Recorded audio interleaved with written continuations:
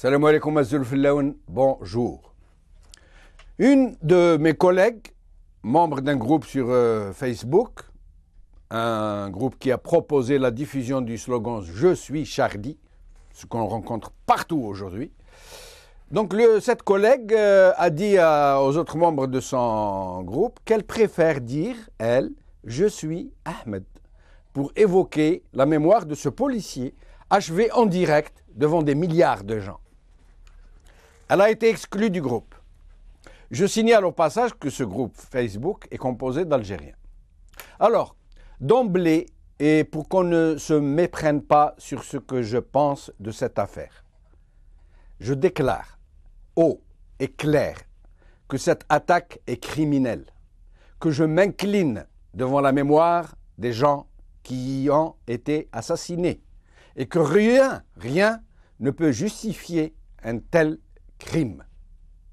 J'espère que c'est parfaitement clair.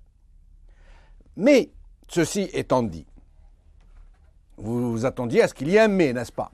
Je refuse qu'on m'assène une conduite à tenir, à me faire gober des œufs carrés, jusqu'à totalement m'identifier à Charlie Hebdo.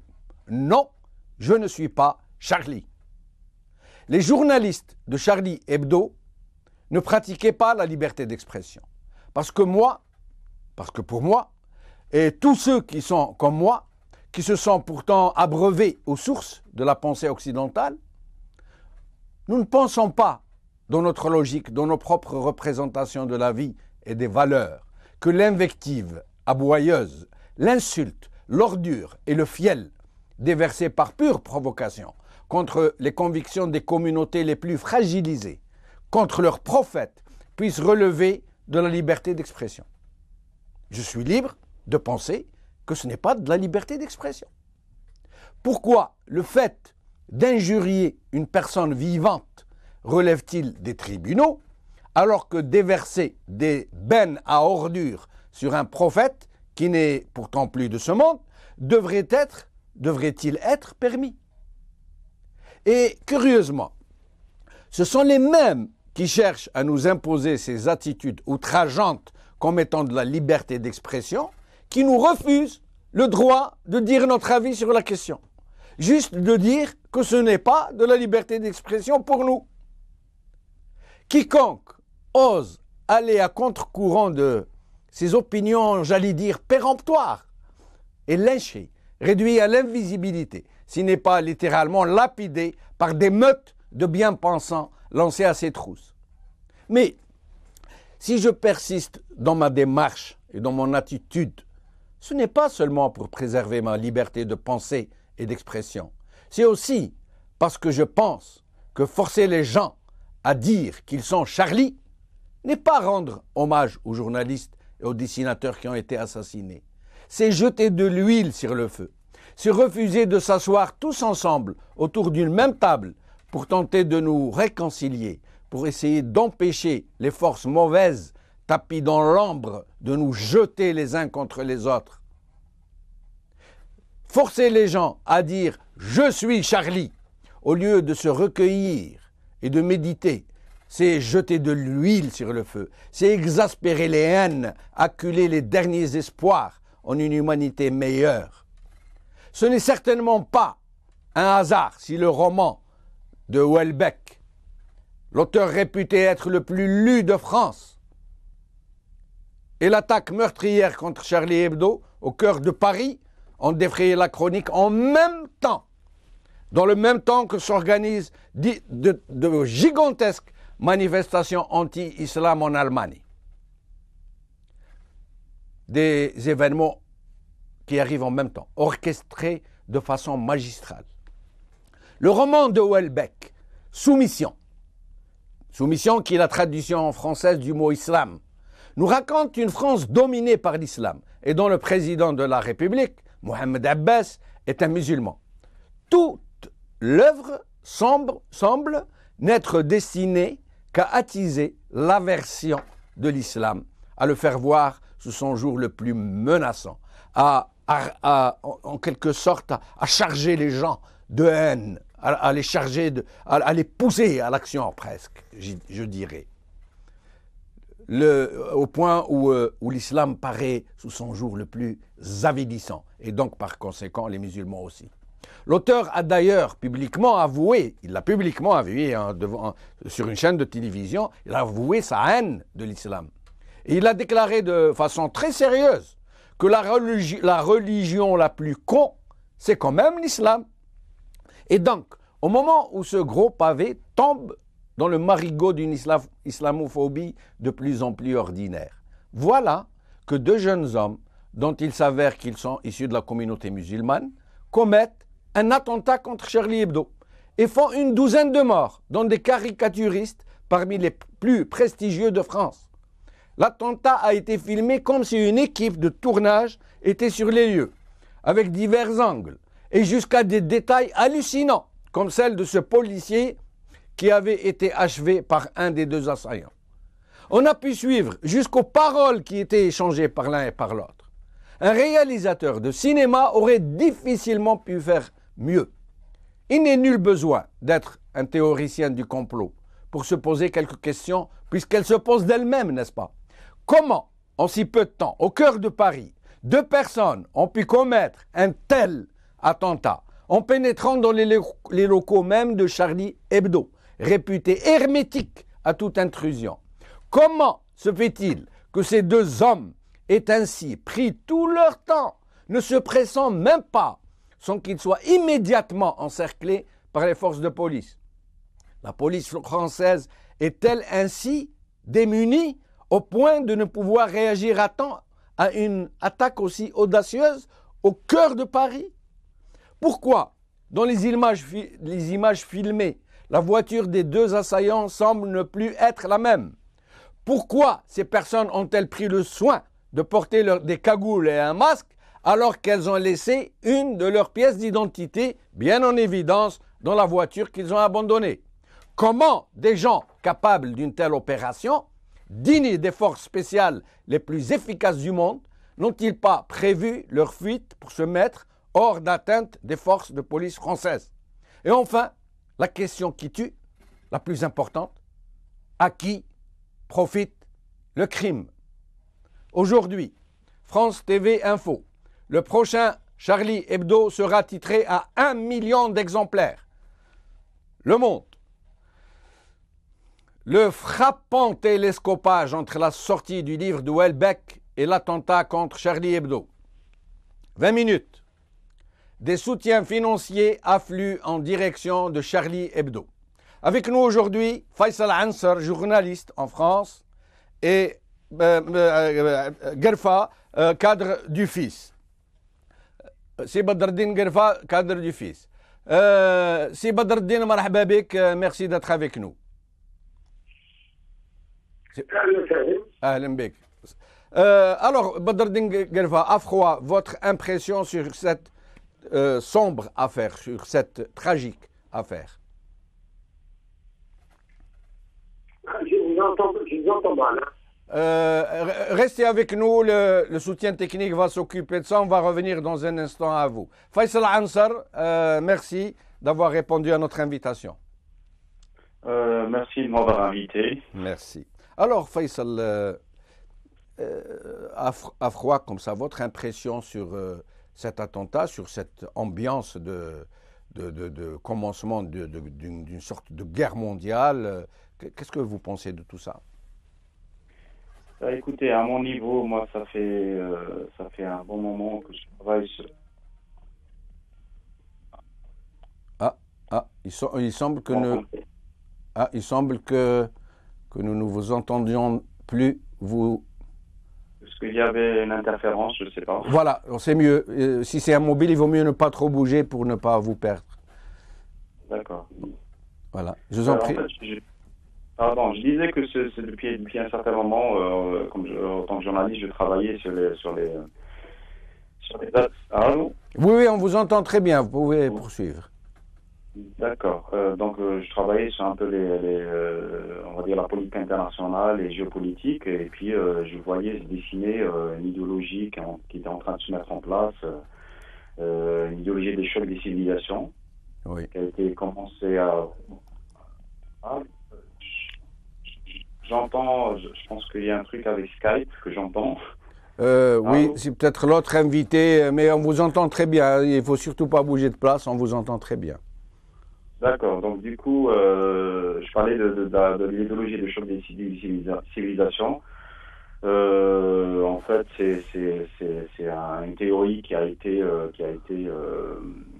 mise en place par Huntington, un intellectuel occidental, et puis qui a été repris par les néoconservateurs américains avec l'administration Bush. Oui. Et puis, elle a commencé à avoir vraiment de l'influence et de l'impact après les attentats du 11 septembre. Oui. Donc là, on commence à dire que bon, il y a deux blocs, principalement, parce qu'il a divisé le monde en plusieurs blocs qui étaient susceptibles un jour ou l'autre à s'affronter parce que ils n'avaient pas les mêmes cultures et les mêmes cultes. Mais grosso modo, c'était le monde occidental contre le monde oriental ou le monde musulman.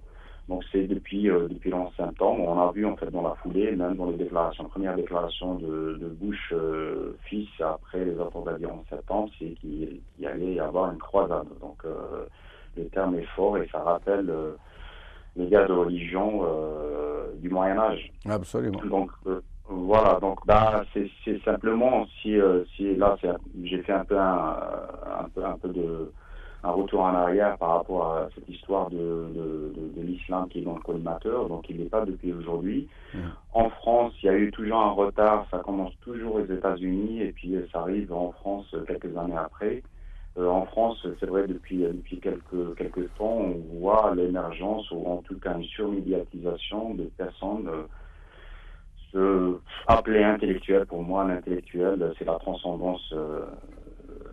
Oui, bien sûr, un Zemmour, Finkielkraut, Welbeck, des islamophobes vraiment exacerbés qui s'attaquent de façon ouverte à l'islam.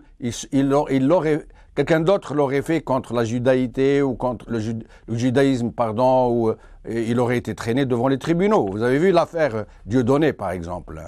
Oui, effectivement, c'est vrai qu'il y a une histoire de deux poids, deux mesures, et puis après, c'est la vie, hein, et on peut parler de démocratie, on peut parler de bons sentiments, etc., mais la réalité des choses, c'est un rapport de force. Absolument. Et la communauté musulmane, elle était assez forte, et puis elle pouvait avoir son lobby, et qui pouvait éventuellement influencer la politique et influencer les décideurs d'un pays.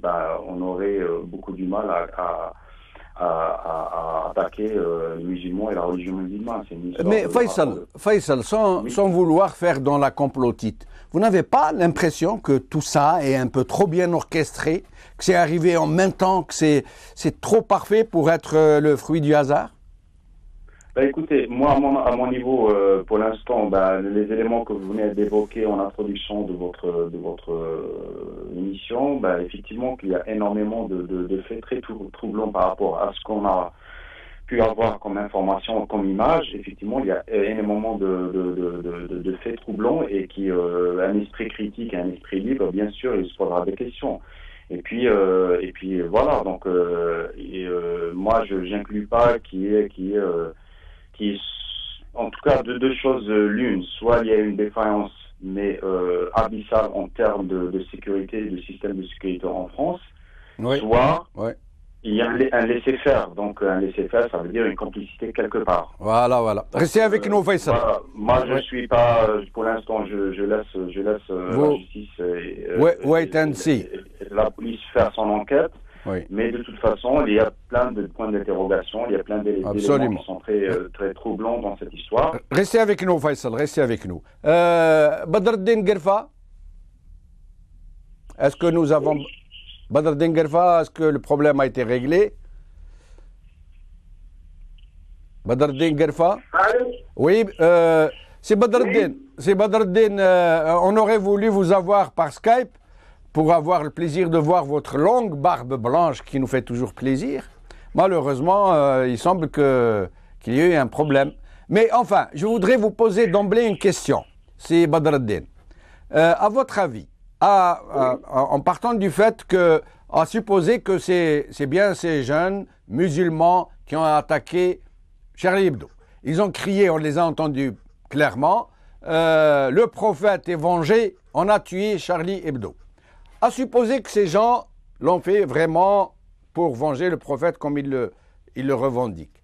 Vous pensez que c'est une méthode civilisée, que c'est comme ça qu'il faut agir pour se défendre, pour défendre ses convictions? Salam alaikum. Alaikum salam. Avant de penser quoi que ce soit, permettez-moi, Jamel, façon d'orchestration de grandes choses à l'échelle internationale d'abord. Avant de parler des jeunes, avant de parler des musulmans, permettez-moi de dire Allahu Akbar en avant du prophète.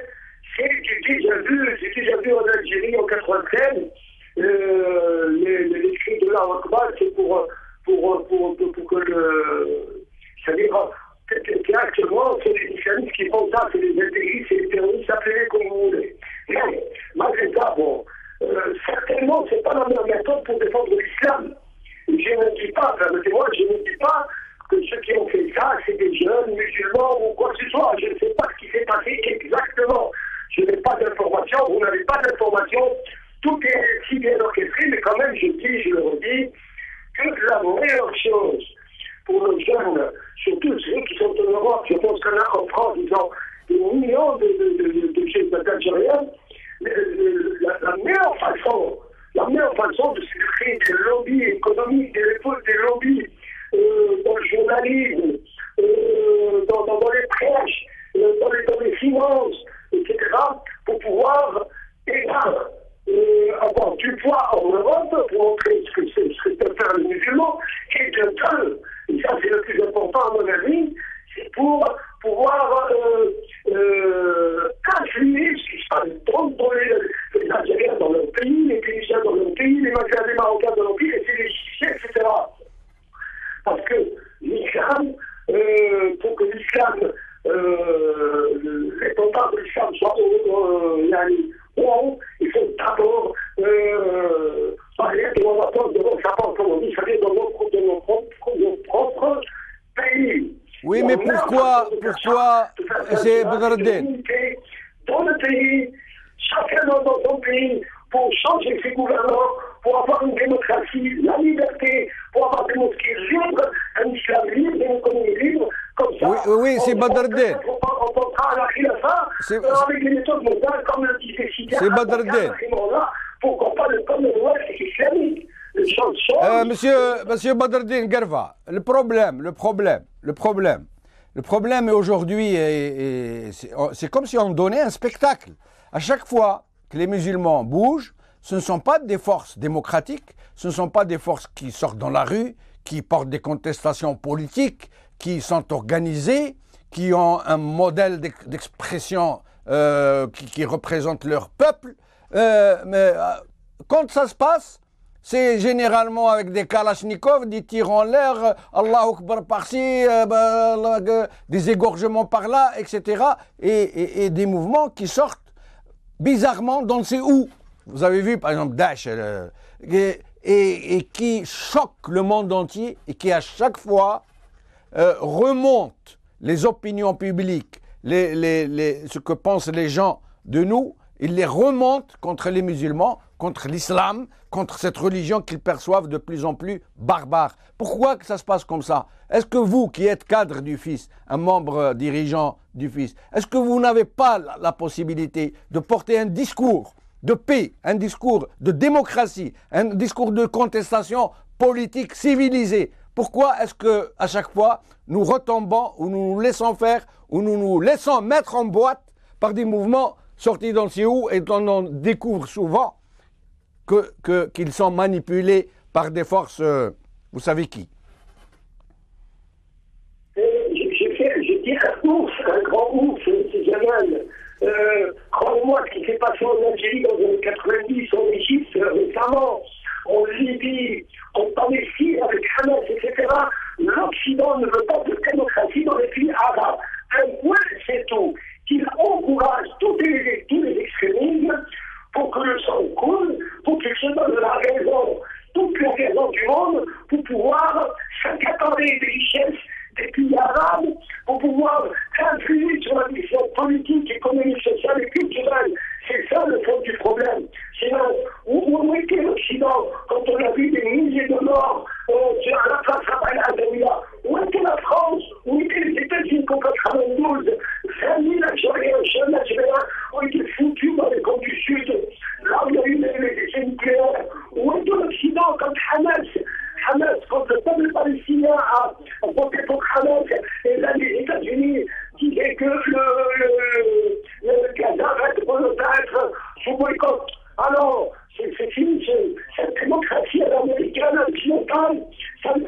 absolument rien dire. Malheureusement, ça pousse les jeunes musulmans à la violence. Je dirais quand même que c'est tellement pour les jeunes. C'est pas vraiment pour les jeunes musulmans.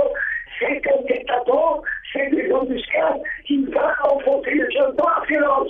Pour se mettre en vie pour dire que les jeunes ont des tueurs, des foutants en prison, et en même temps se donner le rôle de défenseur de liberté et de démocratie au dépôt des peuples musulmans et arabes. Nous allons demander l'avis de Faisal Ansar. Faisal, Badreddine Guerfa nous dit que l'Occident, finalement, si on pèse bien la chose, ne veut pas que la démocratie s'installe dans les pays musulmans, puisqu'il soutient des régimes despotiques, puisqu'il soutient même des groupes islamistes sortis d'on ne sait où, que leur armement provient généralement d'Occident. Qu'est-ce que vous en pensez vous-même?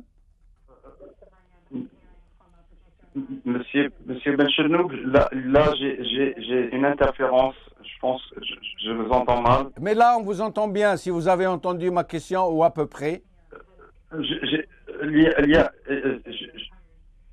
J'ai pas très bien entendu parce que je pense que je suis branché sur Mara Libya. J'ai des discours en anglais là. J'espère qu'ils vont le côté soutien technique vous a entendu, qu'il va régler le problème. Mais sinon, la question que je vous posais est que Badreddine Guerfa vient de nous dire que finalement l'Occident semble ne pas vouloir que la démocratie s'installe dans les pays musulmans puisqu'il soutient les régimes les plus despotiques. Et que bizarrement, quand il y a des mouvements islamistes violents qui s'installent, généralement, ils semblent être téléguidés par cet même Occident.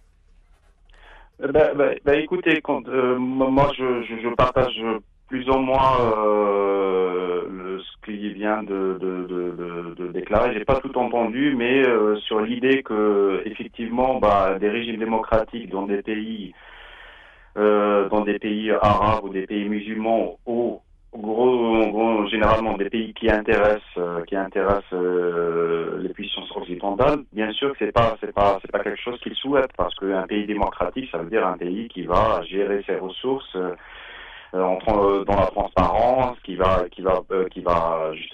pas à un certain moment sortir de la dépendance de certaines puissances occidentales. Donc effectivement, ça n'arrange pas les affaires de l'Occident que des pays du tiers-monde, qui soient musulmans ou pas, mais que des pays qui soient généralement riches en ressources naturelles, etc., soient démocratiques et indépendants.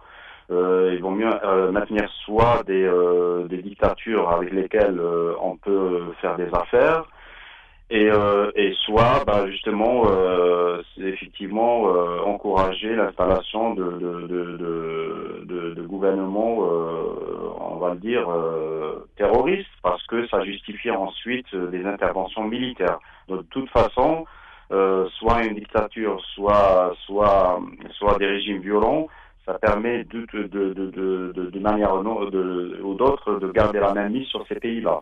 Ouais. Voilà, donc bien sûr. Mais sinon, Faisal, pour en revenir à la société française, par exemple, qui n'est pas une exception, quand vous prenez le taux de chômage national de la France, par exemple, qui se situe aux environs de 11%, je crois, mais quand vous allez dans ces quartiers, comme ils les appellent, les Français, les quartiers, ils disent les cités ou les quartiers. Ils n'ont même pas besoin de préciser. C'est-à-dire, on comprend que c'est des quartiers où il y a des Maghrébins, des musulmans. Quand vous allez dans les quartiers, donc, ou dans les cités, le taux de chômage moyen est d'à peu près 50%. Est-ce que la société française ne peut pas comprendre qu'il ne peut rien sortir de bon d'une telle situation, d'une telle marginalisation, d'une telle ghettoisation? Effectivement, ils comprennent, pour les gens qui sont censés, ils les comprennent, mais il faudrait à un certain moment savoir que cette situation a été entretenue, et donc du coup, les résultats, on les voit aujourd'hui, c'est effectivement taux de chômage, violence, etc. Mais il y a ce côté-là, donc il y a des circonstances atténuantes, mais il y a d'autre part une responsabilité des communautés maghrébines il faut dire qu'ils ont plus ou moins des moyens de s'en sortir. Je peux les comparer avec la communauté asiatique ou une autre communauté qui arrivent à s'organiser, à s'en sortir, à créer leur propre économie, à s'entraider, etc. Oui. Or que dans ces cités, il n'y a pas eu justement cet élan de solidarité et en fait, on n'a pas utilisé son intelligence pour justement sortir d'un piège. Donc exact. Moi, c'est vrai que il faut à un certain moment dire les choses clairement. On a plus de moyens en France pour s'en sortir que, par exemple, en Algérie, pour la jeunesse. Et au pire des cas, on a le moyen de voyager. Quand on a un passeport français, si les portes se ferment en France, on peut partir en Angleterre. Donc c'est question de volonté aussi. Voilà, donc on pouvait, dans les cités, on pouvait sortir par la grande porte. Si on avait fermé les portes, on aurait créé des portes. Mais Faisal Ansar, voilà. Merci beaucoup, en espérant vous revoir bientôt. C'est Badreddine Guerfa, vous avez le mot de la fin, vous avez à peu près 1 minute pour conclure. Pour conclure, je dirais que malgré tout, unanimement, je condamne tout ce qui est violent, que ce soit ce qui s'est passé en France, ou ce que fait l'État sioniste à Gaza, ou la violence du gouvernement d'Algérie en 92 sur les Algériens, d'où qu'elle vienne, cette violence, on la condamne, et j'encourage en même temps tous les jeunes qui luttent pour le changement, que ce soit dans les pays arabes ou autres, de s'engager dans le militantisme démocratique avec les références chacun avec ses références et ses idéologies qu'il veut et le programme qu'il veut. Mais le meilleur moyen de changer le monde, c'est de militer pour la liberté, pour la justice et pour l'égalité de tous les êtres humains, quelles que soient leurs conditions. Merci beaucoup, c'est Badreddine, en espérant vous revoir bientôt. Avant de conclure, pour répondre un peu à ce slogan qui circule partout dans le monde entier. Vous savez, on est toujours dans la situation, malheureusement, du pot de terre contre le pot de fer. Mais bon, on assume notre position de pot de terre. Et alors moi, au lieu de dire « je suis Charlie », moi je dis « je suis musulman et je ne hais personne. Je ne hais personne. Et j'aime tous les hommes. Et j'aime tous les êtres humains sur cette terre, quelle que soit leur religion. Salam alaikum azul, abqaw ala khair. Bismillah.